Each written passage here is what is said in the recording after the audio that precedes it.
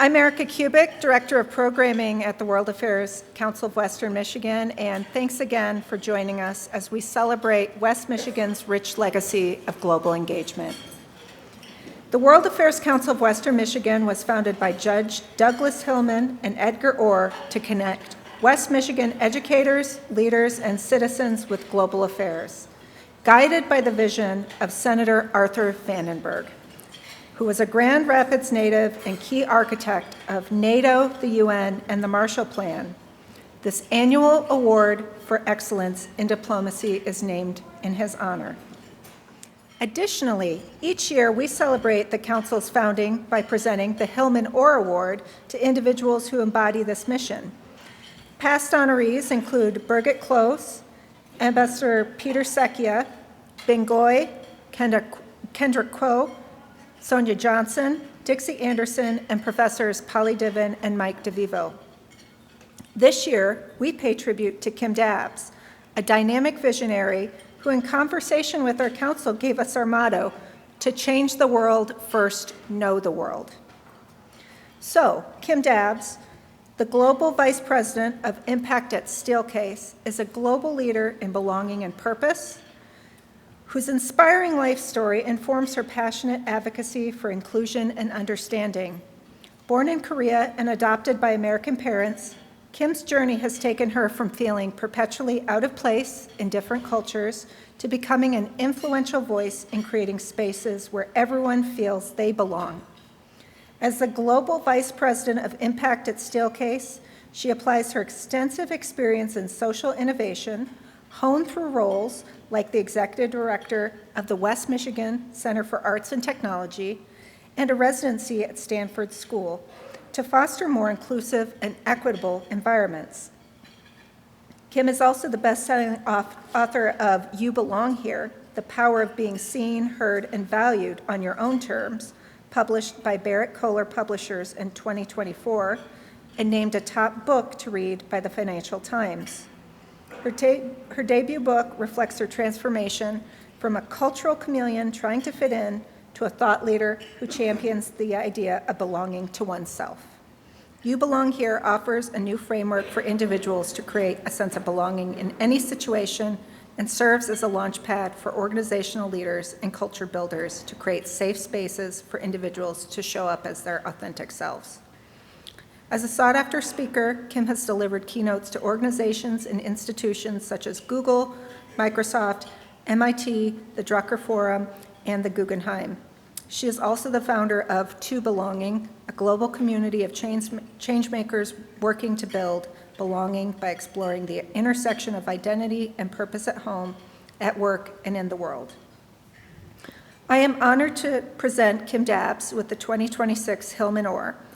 Kim is in Europe and can't be with us in person today, but we do have 2 videos to share with you.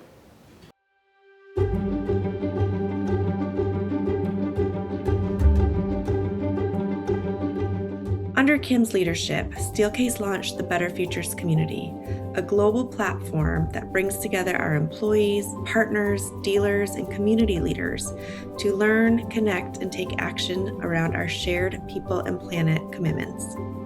What the Future Catalyst program has done for me is provide a community of leaders and supports as we pursue meaningful social change together. It's about learning and growing. The magic is we are bringing together different perspectives. And Steelcase is really supporting us to build a more inclusive and innovative future for our communities. It's designed to move us from isolated efforts to collective impact, grounded in global awareness and local relevance in the communities where we live and work. When I reflect on Kim's leadership and the impact that it's had on me, I really think about how Kim helped to expand my own understanding of possibility within myself, WMCAT, the organization that we both care so deeply about, and with the community more broadly. Kim encourages me to lead with empathy. And that means that we build teams and communities where people really feel they belong to, they are seen, heard, and valued, and then they can really thrive. She challenges us to think beyond our immediate work and understand how our decisions show up across cultures, communities, and markets. Through her leadership, she builds belief, trust, and accountability, which has shaped how I lead and how I think about impact. I can't say enough about Kim's leadership. She's the architect of our social impact programs at Steelcase around the world and a changemaker in all the communities we serve. She's made a positive impact on countless lives around the globe. Not only that, I find Kim to be personally inspiring. She's a great example of the idea of thinking globally and acting locally. So Kim, thank you for all that you do for our business and for our communities.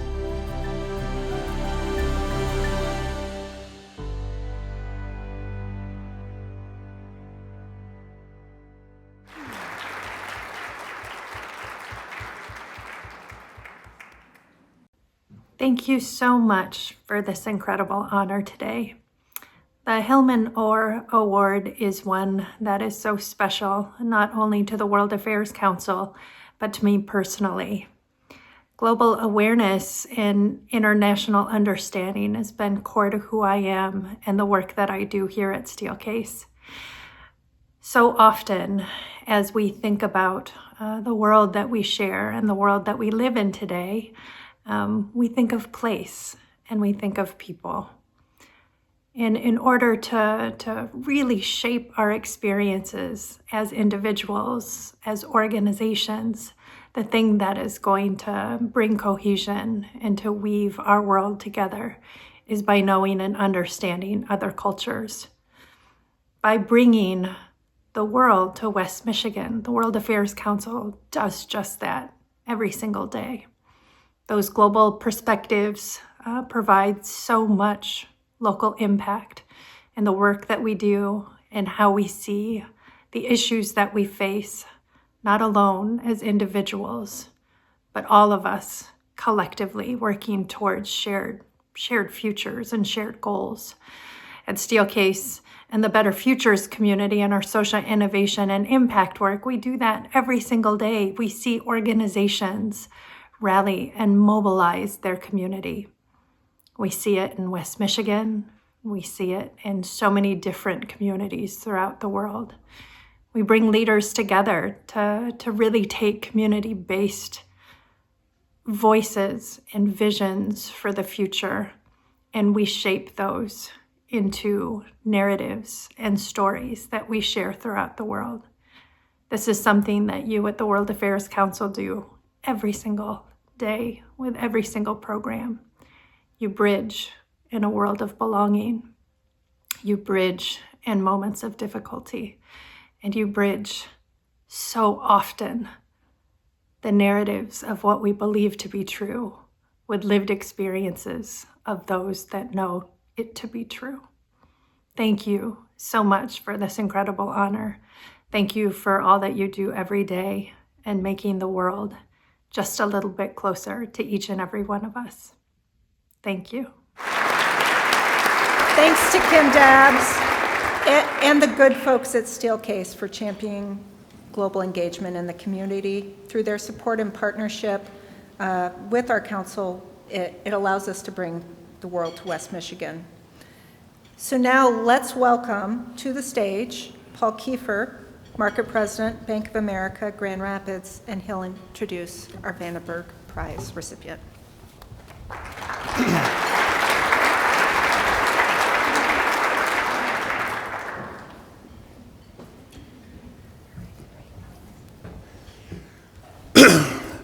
Thank you, Erica, and congratulations to Kim for the well-deserved Hillman Orr honor this year. I see a lot of Michigan basketball hangovers in the room, so I will speak softly today. On behalf of Bank of America and Merrill Lynch, and our 270 associates across West Michigan and 210,000 associates across the globe, it is my honor to be here today to recognize two amazing individuals and their important global work, Kim Dabbs and General H.R. McMaster. Bank of America is truly a global company. We operate in over 35 countries and touch 1 out of every 5 households and businesses on the planet through some methodology. At the same time, we are deeply committed to West Michigan. The value of bringing global issues and debate to our local community is why our partnership with the World Affairs Council makes perfect sense. We understand that West Michigan has an important role to play in the world.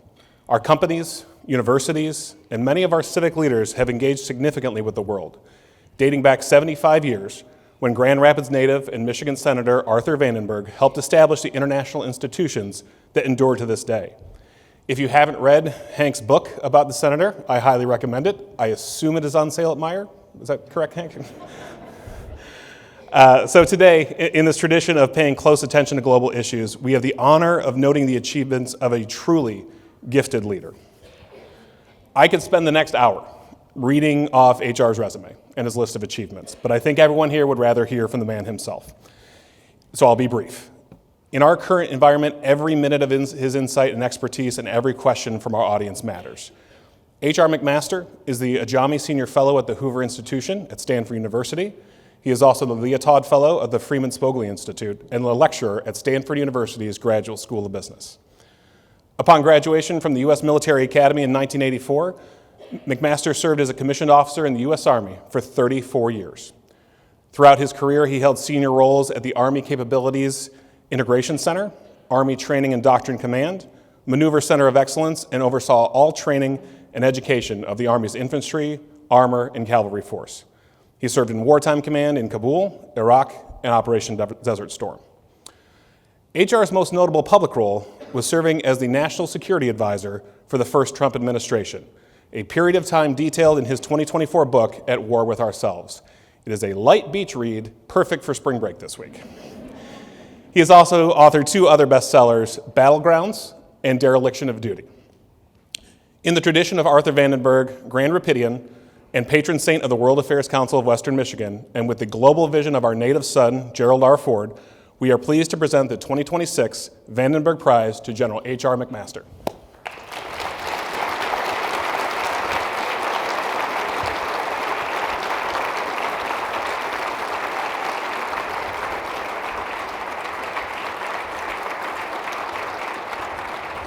Congratulations. Thank you so much.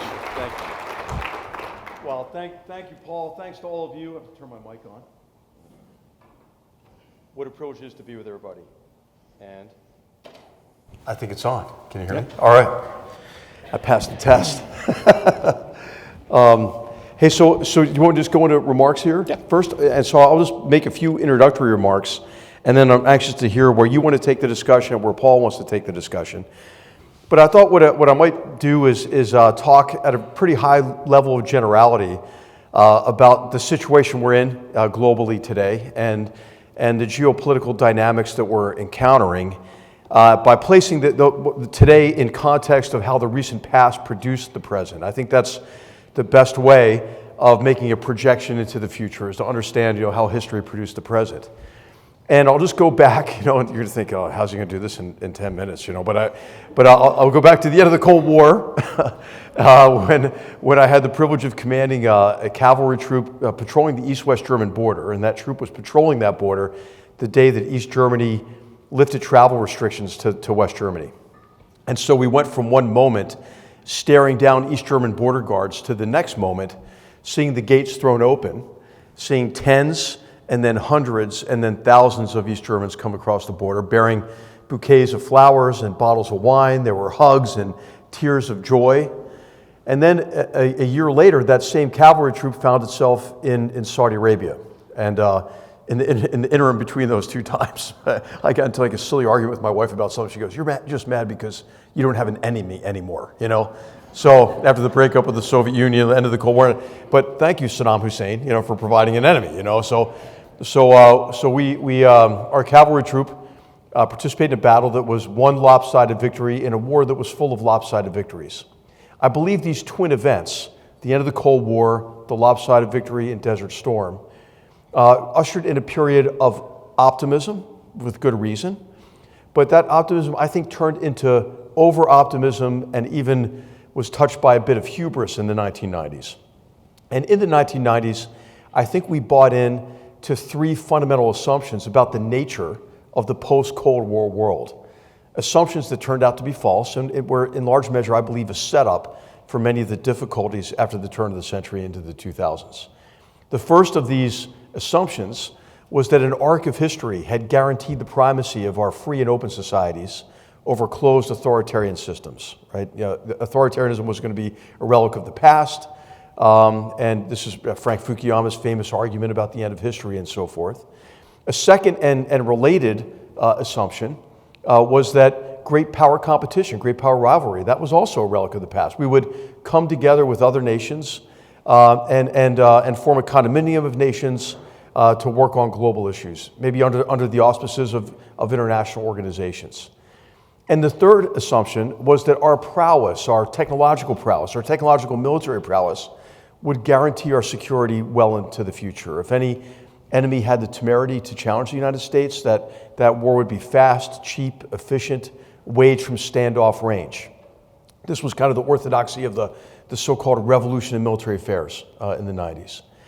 And that was a setup because reality came crashing in with the mass murder attacks of 9/11 in 2001, when a terrorist organization used box cutters and airplanes to bypass our military capabilities and inflict on the United States the most devastating terrorist attack in history. Then I think we suffered a number of other sort of blows in the 2000s. The unanticipated length and difficulty of the wars in Iraq and Afghanistan. We often want to debate, should we have done it, the invasion of Iraq in 2003. I think we should talk more about who the heck thought it was going to be easy, and why did they think it would be easy. And then we have, of course, the financial crisis, 2008, 2009. Meanwhile, in the same period of time, you have big transitions in the global economy that are resulting in a lot of Americans being left behind by those transitions associated mainly with China's entry into the World Trade Organization and loss of so many manufacturing jobs in the United States. Hey, toss in an opioid epidemic, throw in the effects of social media, where you have really social media companies pursuing more and more advertising dollars by getting more and more clicks, and getting those clicks by showing more extreme content and various conspiracy theories.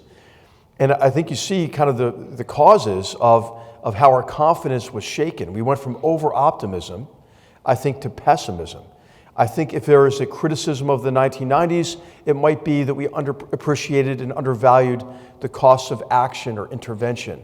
Whereas in the 2000s, maybe we undervalued the costs of inaction or disengagement. Think about the contrast, for example, between the invasion of Iraq in 2003 and the Obama administration's desire to avoid those mistakes, and thereby, I think, exceeding them with the unenforced red line in Syria, for example, 2013, or the intervention in Libya, but not doing anything to shape the political aftermath.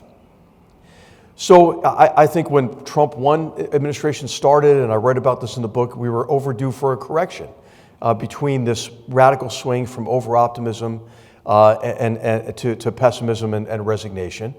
And what we endeavored to do is frame the most significant challenges to our national security, and to do so through a fundamentally different description of the nature of the world we were in. The emphasis was on returning to arenas of competition that we had vacated based on these over-optimistic assumptions, or based on this desire to disengage from consequential competitions abroad.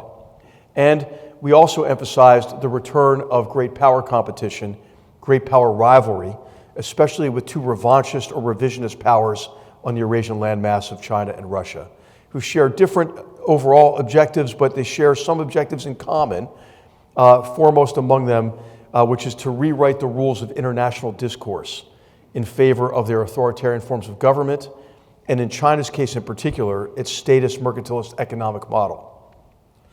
So where are we today? I believe that axis of aggressors, I would call them, has become emboldened. And they've been emboldened because they look at us from the outside, our free and open societies, and everything's on display, right, for us. And they think that we're weak, decadent, and divided. And that perception of weakness is what is provocative to the axis of aggressors. I think that during the Biden administration and the Biden administration's penchant or desire to manage escalation or de-escalate and to disengage from complex competitions abroad, in Afghanistan, for example, created that perception of weakness, heightened that perception of weakness. And I don't mean this from a partisan perspective. I was fired by both President Trump and President Biden, so thereby that should bolster my bipartisan credentials.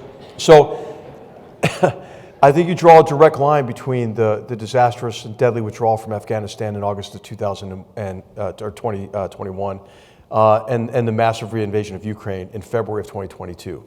Remember what Xi Jinping and Vladimir Putin said just before the Beijing Olympics, right? This is a new era of international relations after they declared their partnership with no limits. Then I think if you're Ayatollah Khamenei sitting in Tehran in 2023, and you see that the United States is unable to sustain support for Ukraine after pledging to do so, and they're not bringing that bill to a vote in the Congress, that's a perception of weakness also on the part of the Iranians, who also saw the internal kind of tumult within Israel associated with judicial reform efforts. And so Ayatollah Khamenei is looking at his to-do list, and at the top of that list is destroy Israel and kill all the Jews. And that's what he crosses off his list on October 7th, 2023, or at least that was his impression that what he was going to achieve. And then, of course, Israel was then enmeshed immediately in the seven-front war. What has happened since then? I would argue that if to fast forward to the present and make a quick projection into the future, that axis of aggressors overextended based on overconfidence, based again on this belief that we're weak, decadent, and divided. The 1 week long, supposedly, invasion of Ukraine, how did that turn out for Russia? After they packed their dress uniforms and their combat vehicles so they could be on parade in Kyiv within a week. They've suffered 1 million dead and seriously wounded. The economy is in a shambles. Look at it from the perspective of Iran. Iran clearly overextended by lighting the ring of fire around Israel. What has happened is they lost their main proxy, Hezbollah. They've also lost Hamas. They've lost the Assad regime in Syria, and they're under duress themselves at the moment, which I'm sure we'll talk more about. Look at what happened to many of the other proxies who were pulled into the fold, like Venezuela. Maduro was emboldened under the Biden administration, under the relief of sanctions and so forth, trying to accommodate with him. He pulled other drug cartels under his umbrella and made a heck of a lot more money out of the black economy from oil and from the narcotics trade. Now he's in a New York prison. I think they all overextended, including China. China, in its race to surpass us, has created real vulnerabilities in their economy. And we could talk more about that. So what does all this mean? I think the outcome of this war in Iran is consequential, certainly for the Iranian people, certainly for our Gulf partners and Israel and our interests, but it's also very important because Iran is a critical part of this axis of aggressors. As they have coalesced over time, and including North Korea in this, they are providing one another with very considerable material support. China is underwriting, I would say, the entire enterprise of the axis of aggressors, but you only need to look at how Iran has provided Russia with Shahed drones to continue their onslaught against Ukraine, and received a lot of conventional military and other support from Russia as a result. Or just take a look at the factory that's producing Shahed drones in Russia based on Iranian designs and staffed by North Korean slave laborers. Right? And North Korea has also provided about 10 million rounds of artillery to Russia. They're receiving aid and support. I could go on. So we're facing this axis of aggressors who have coalesced, who were emboldened by the perception of weakness in the West, but they have all overextended and are extremely vulnerable. If there can be an outcome in Iran that results in the transition away from the Islamic Republic to a government that better reflects the desires of their own population and that ceases its permanent hostility to the United States, Israel, and its Arab neighbors, I think there will be a sea change politically, internationally beyond that. What will result out of that is that Russia and China will lose all influence in the Middle East because their only influence was really based on portraying themselves as a hedge against U.S. disengagement, a hedge against Iranian aggression. They were supposed to be the big check on Iranian aggression. And the United States will wind up essentially with the keys to China's gas station.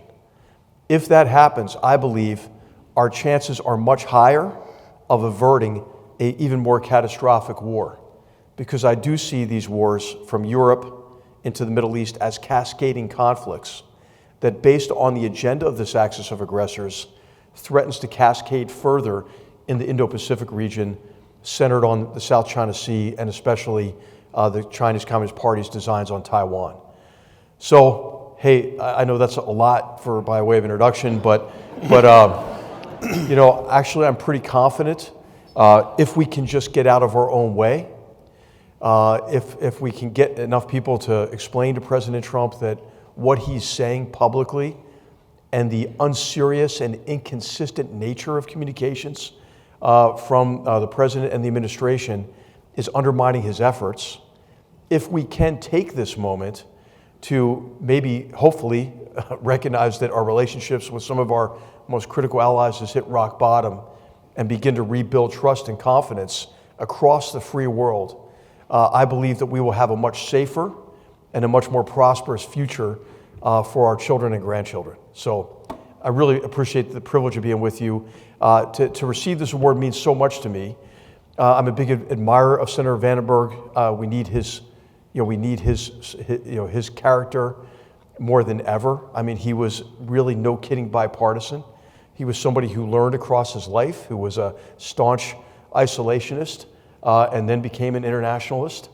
He was somebody who could convince others to compromise, to get things done, and he was always up for respectful discussions about the most significant challenges we faced. And he was a visionary. He thought about the future, and I think helped put into place the post-World War II structure that prevented another cataclysmic war, at least for the next 85 years. Let's hope we can keep it going. And it's also great to be here at the hometown of Gerald Ford, who I have tremendous respect for as an extremely principled leader as well. I think we do well to follow his example. I had the great privilege of meeting him at a Vietnam conference soon after my book on Vietnam came out, and sat at the table with him. I couldn't imagine a more humble, gracious, wise person to be seated next to, and it was a great privilege for me to get to know him just a little bit during that conference. So, hey, what a privilege it is to be with all of you. Thank you for the great honor of the award, and especially the gift of your hospitality for the World Affairs Council, and Michael and Erica, the whole team, and Hank and the Meyer Foundation. It's such a privilege to be with all of you, and I look forward to the discussion with Paul. Thank you. Thanks.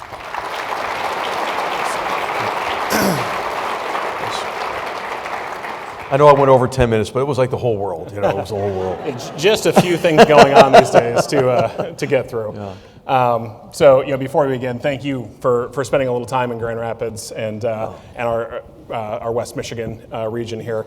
A small group of us had the pleasure of having dinner with HR last night, and I would not have predicted that he would quote both Henry V and Monty Python before the salads were out, but he did. So it was a wide-ranging conversation, and certainly learned a lot. So thank you for your time and for blessing us with your presence here in West Michigan. You've been very active in global conversations since you left public office. You've been consulting, writing, speaking. Tell us about some of your current involvements and why you see them as important. Well, thank you. Well, I'm predictably, for a washed-up general, I made a mission statement for myself when I retired, which was to contribute to a more full understanding of the most significant challenges and opportunities we face internationally as a way to bring Americans and international partners together for meaningful, respectful discussions about how we can build a better future, and so I lucked out, hit the lottery by going to the Hoover Institution at Stanford University. I work with fantastic colleagues, great students, and run a number of programs there. One of them is a Tech Track 2 dialogue, where I got there in 2018, so you still have kind of the post-Snowden hangover. So we bring together tech executives and founders and venture capitalists and senior government officials to understand better the most significant challenges we're facing, from mainly rival states and how to work together across the public and private sectors and academia to maintain our competitive advantages and to protect against certain dangers. And another program which I'm really enjoying now, which we just started this year, which is called the Human Security Project, and it's essentially determining how to help groups who are advocating for freedom and liberty within authoritarian regimes, and to kind of reframe that discussion.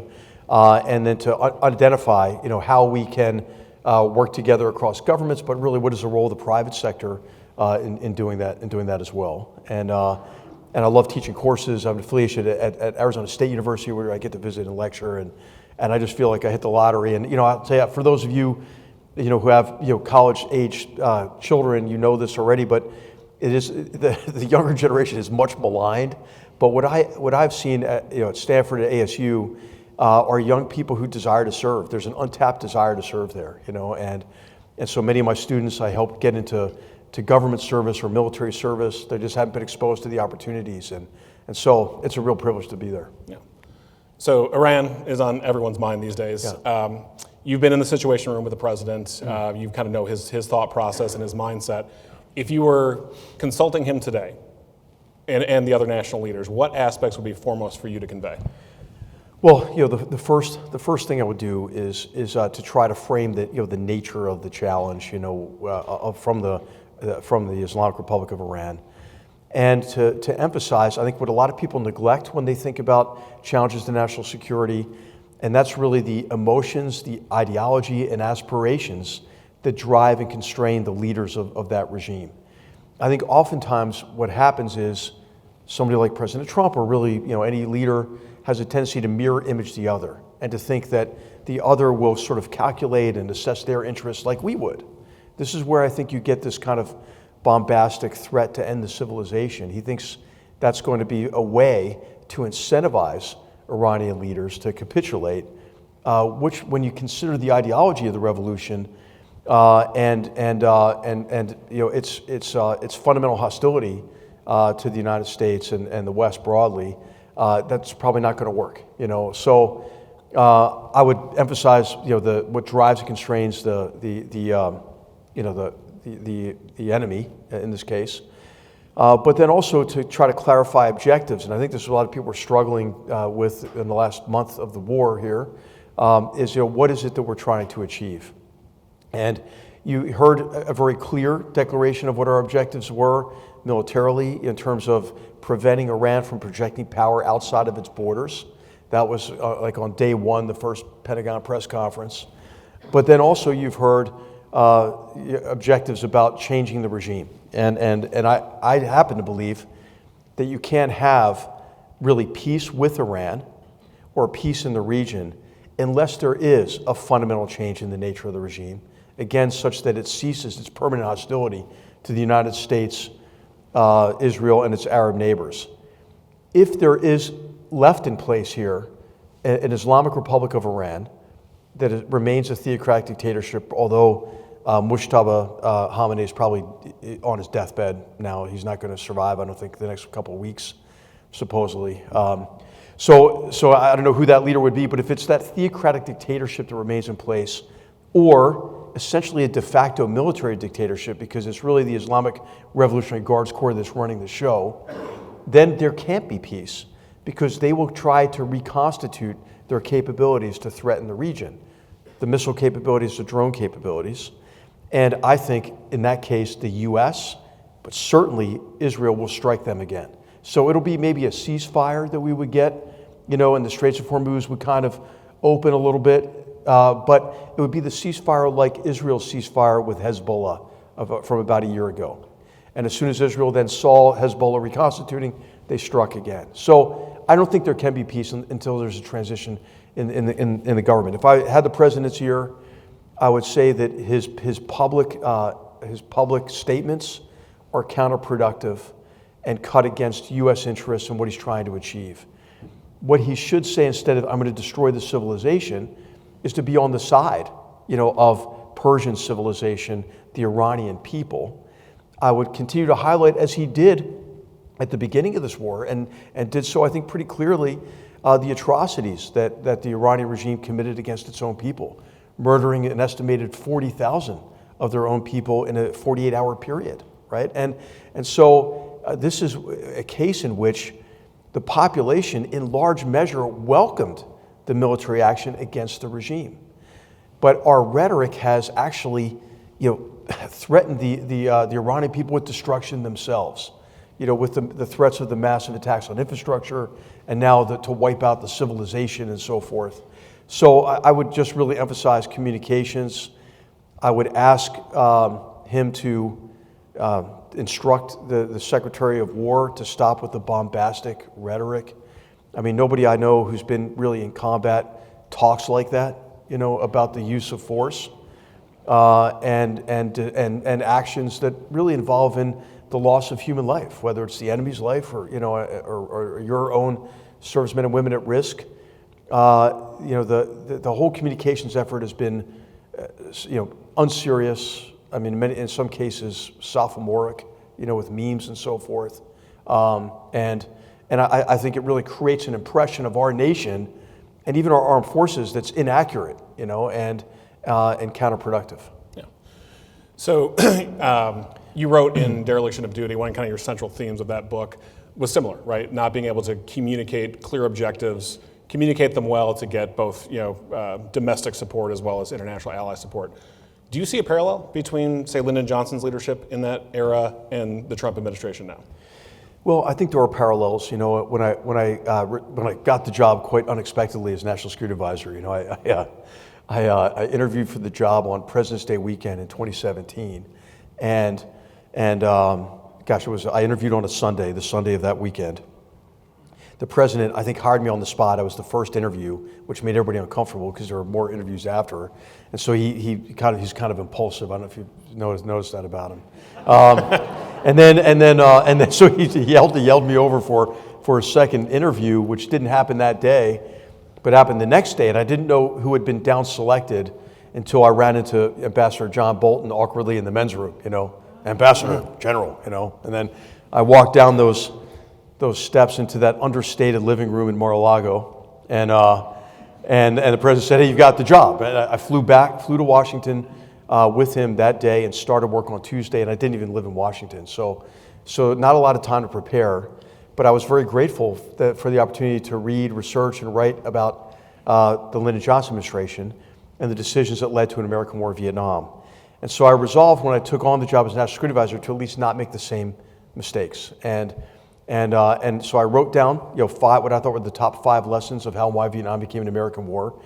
And the first of these was to take more time thinking about the nature of the challenges we're facing.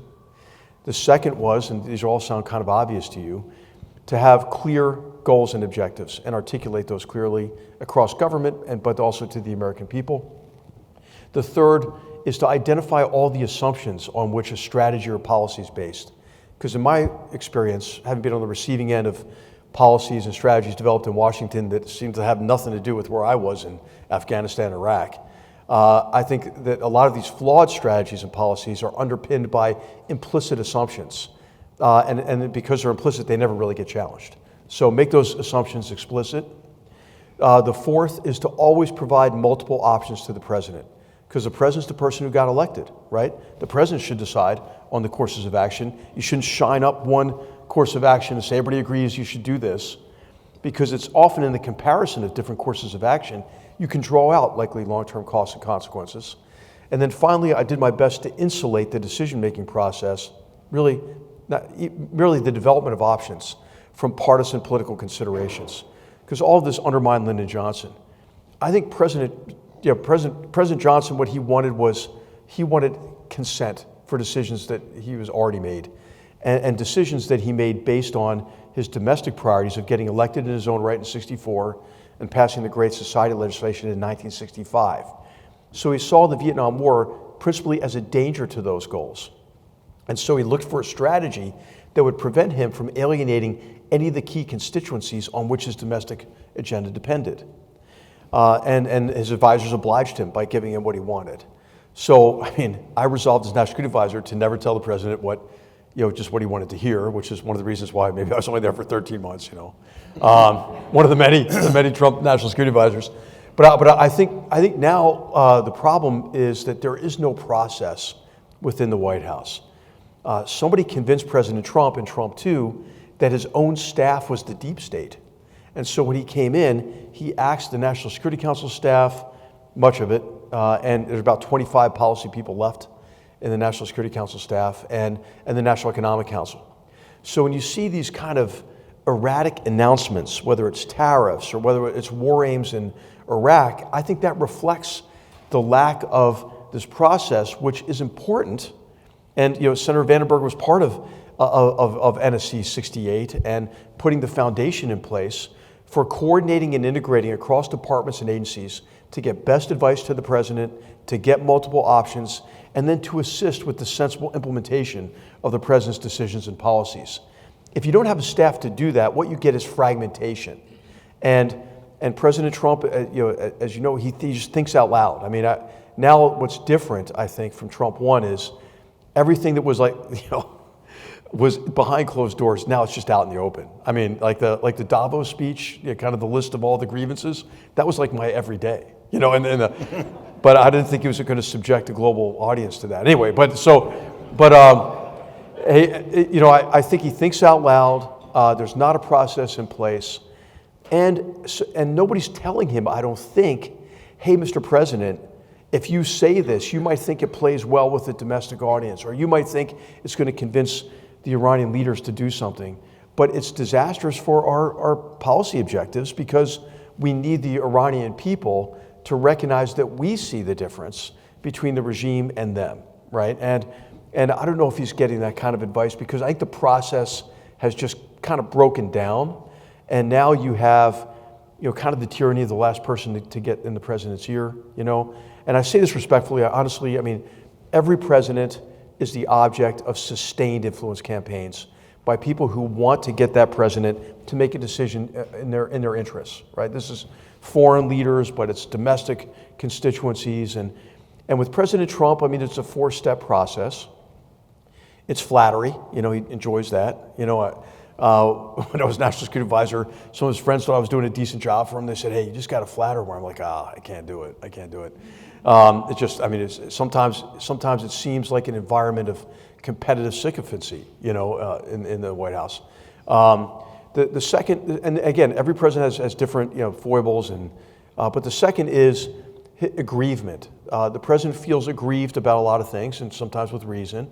And so if you want a decision from him, you express sympathy for his aggrievement. You've been treated so unfairly. You won the 2020 election. Look how the press treats you. Somebody here is here from NPR, where they're so mean to him. So then you bridge into mutual agreement.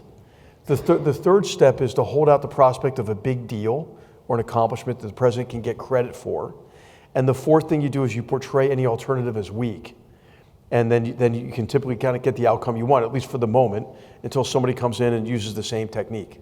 So, I think that he needs people around him, like anybody does, in that kind of position of responsibility, who'll be candid with him and say, hey, this guy's playing you. This gal's playing you. Don't fall for it. So when you wrote your first book, it started as your doctoral dissertation at UNC. Yeah. At the time, you were a captain, and some of the subjects of that book were still active senior commanding officers. Was that a good career move? Some people thought it was going to be career ending, and especially with the title dereliction of duty, like, what are you doing, man? So, but actually, as we mentioned a little bit, Paul and I talked a little bit about this last night with Hank and the team, is the military has a really positive culture of learning lessons from even the most difficult and scarring experiences. And when I wrote the book, in the late 1990s, many of the officers who had served in Vietnam at lower ranks, captain, major, sergeant first class, and so forth, they were all senior ranks, or had retired. And I think in answering the question of how and why Vietnam became an American war, it was helpful to a lot of those veterans in understanding why they were on the receiving end of policies and strategies that made no sense to them in Vietnam. And I wrote the book with veterans in mind. I have great respect for Vietnam veterans. I had just come back from Desert Storm, a war with a very narrowly circumscribed objective, right? Status quo ante, give Kuwait back to the Kuwaitis.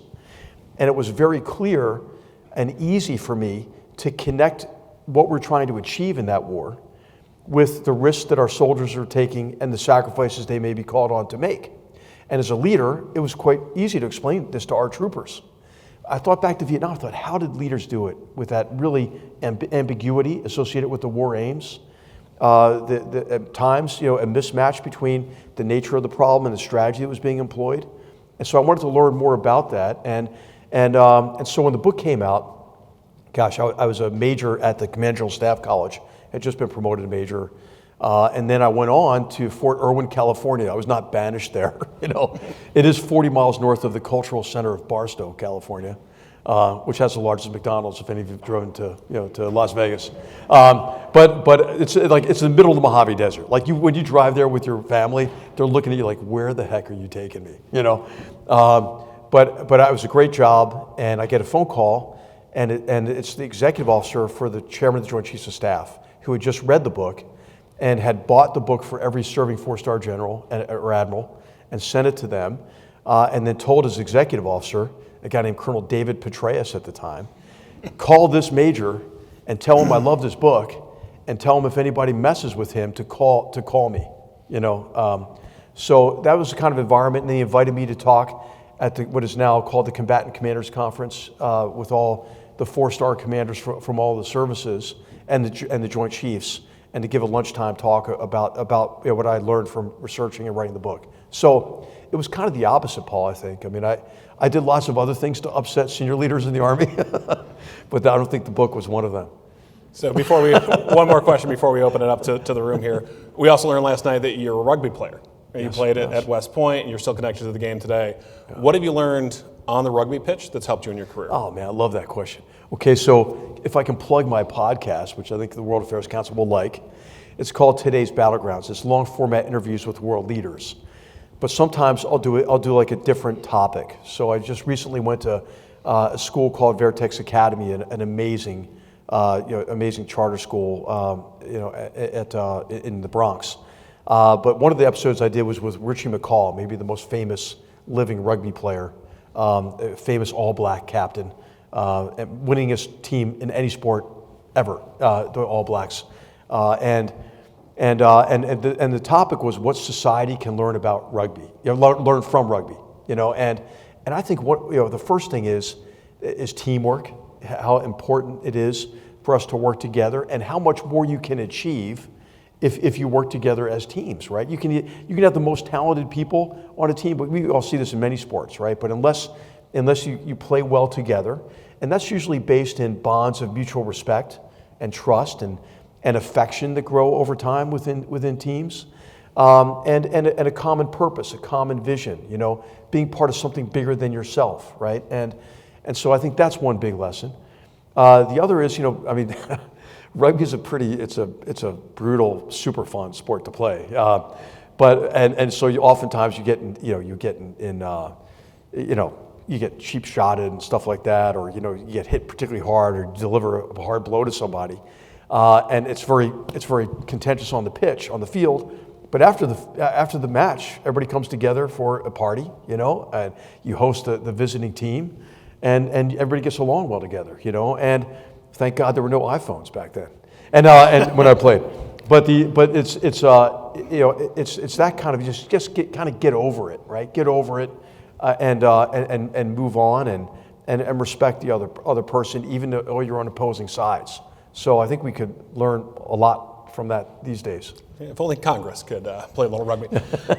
So we do have some time for questions. There are microphone runners around the room. I see Michael and Erica back there, so please raise your hands, and we will grab Michael and Erica will run mics.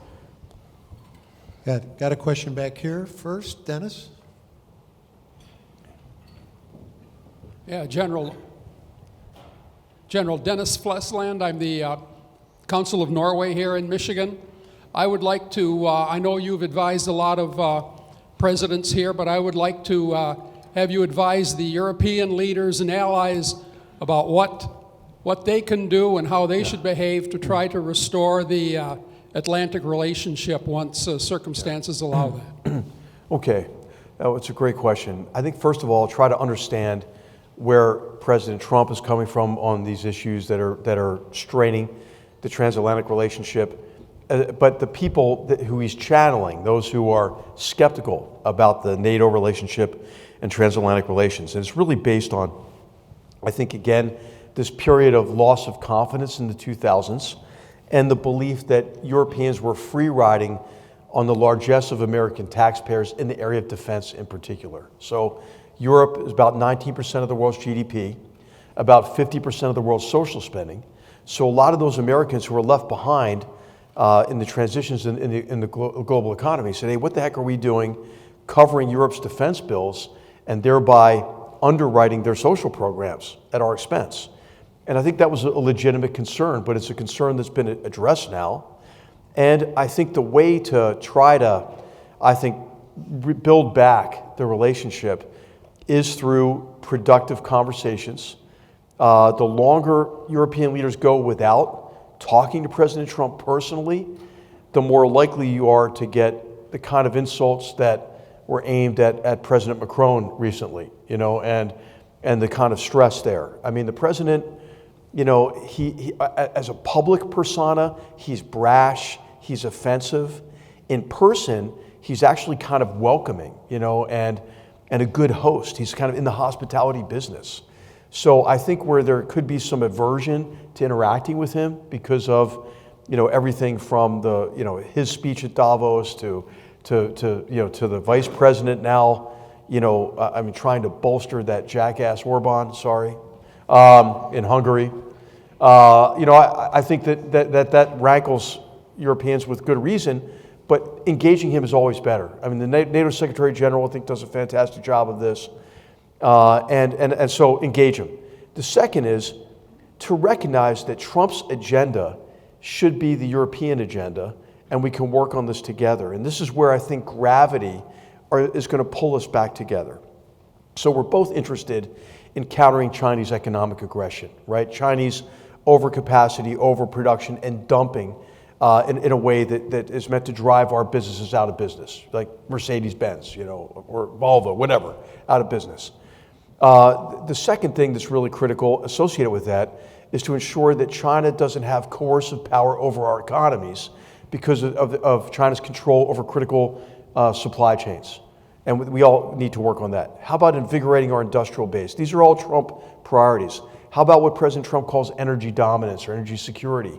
Yeah, we can work on that together, whether it's new technologies like small medium reactors, or whether it's LNG exports, for example. It turns out border security is pretty important, right? I mean, look what happened when we didn't secure our border for 4 years. That's bad. Europe's kind of learning that too. It has been the migration crisis that has given rise to a lot of the far-right parties, for example, in Europe, and is kind of fragmenting a lot of the polities within Europe. This is one of the things that Orban poses as, or this is why some people crazily, in my view, fetishize Vladimir Putin as the shirtless savior of Western civilization, on horseback, whether it's anti-migration or anti-woke or whatever, So I just think a common agenda is what we need, and it's there. A positive agenda is there.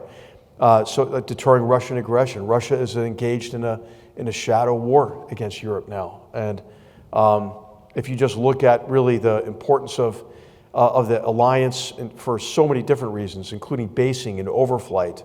So I think, a positive agenda, turn the negativity into something positive.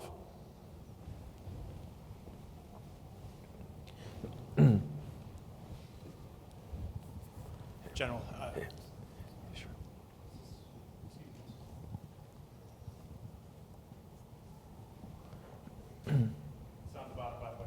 General Simon Wlodarski, Bank of America, and a former grunt. My question is about Ukraine. The initial invasion was in 2014, then follow-on invasion in 2022, full-scale invasion. Despite the shortages of manpower, economic sanctions, Putin's prosecuting the war rather successfully in his point of view. Under what scenario do you see that coming to a conclusion, and how can he conclude it without endangering his own regime? Thank you.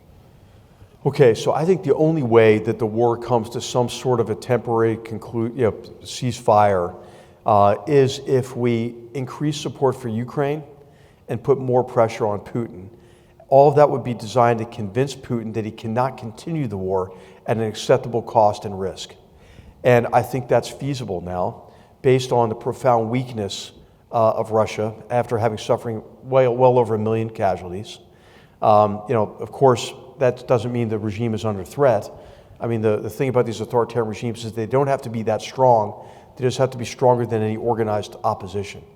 But I would put a lot more pressure on Russia in really the 5 key areas that are weaknesses for all authoritarian regimes. This is some of the work that we're doing at the Hoover Institution, but but it's a work that my colleague Stephen Cocken does. He's an expert on authoritarian regimes.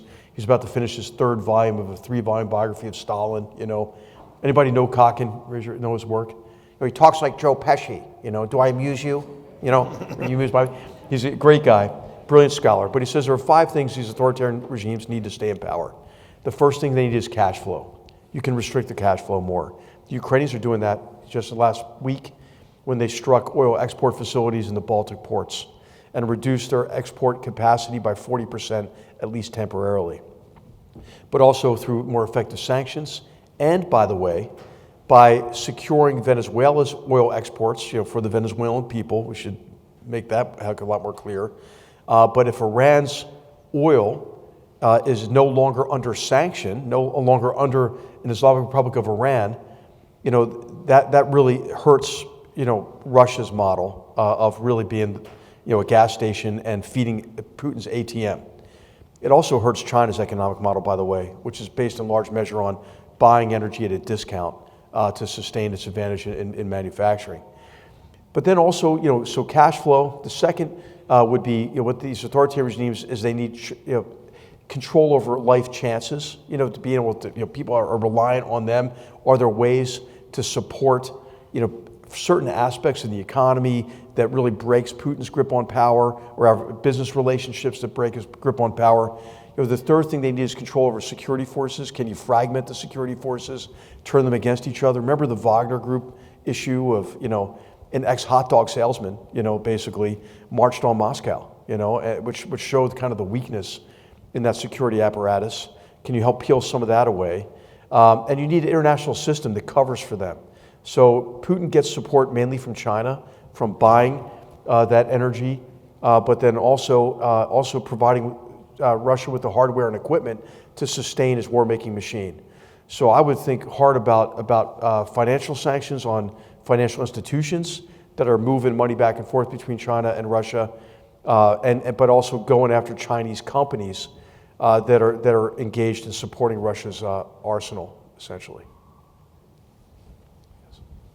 And providing the support to Ukraine, financial and otherwise, that Hungary's blocking right now, which is why I don't think our vice president should be there, given any kind of, support to Orban. Hi, Joel Westfall, National Archives Presidential Libraries. A few years ago, I had the honor of interviewing one of your colleagues, Jim Mattis, and I'm going to ask you the same question I asked him. What, in your view, sir, is the most important aspect of leadership? I think the most important aspect of leadership is to understand your role. This is what Epictetus said. This is what is most important, to understand well the role assigned you. And I think when people are not as effective as they could be as leaders, they don't understand, what their role is as a leader. I mean, in our military, it's obviously to build cohesive, confident teams who are capable of accomplishing the mission in defense of the nation. But also, your leadership responsibility is to your soldiers, right? Your men and women, to make sure they have the training, that you look out for their welfare, that they demonstrate the discipline and the capabilities necessary to be effective in combat. That you build an organization that's proud of itself and proud of their mission, the way they conduct themselves, that are bound together by, this kind of common purpose and mutual trust and respect and affection. When leaders go wrong, it's when they're motivated by other things. Maybe for their own self-aggrandizement or their self-interest or getting the next promotion, that sort of thing. So understanding your role, and that kind of carries over into what I'm kind of alluding to, is what is your base motivation?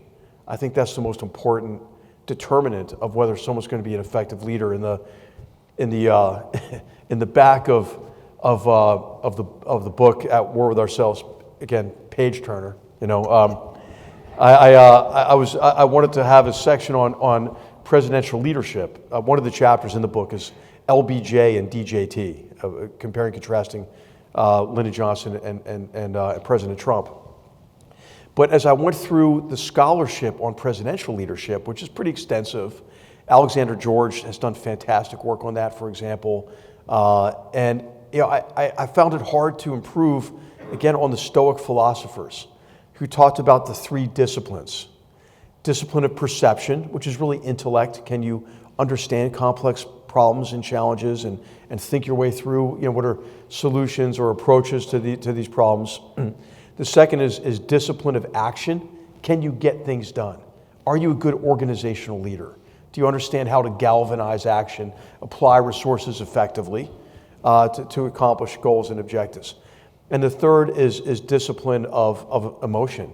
Are you easily distracted by things you can't control? Do you get caught up in arguments or vitriol in ways that are counterproductive? And so I think those three disciplines are a good way to evaluate, presidential leadership. John Lokes,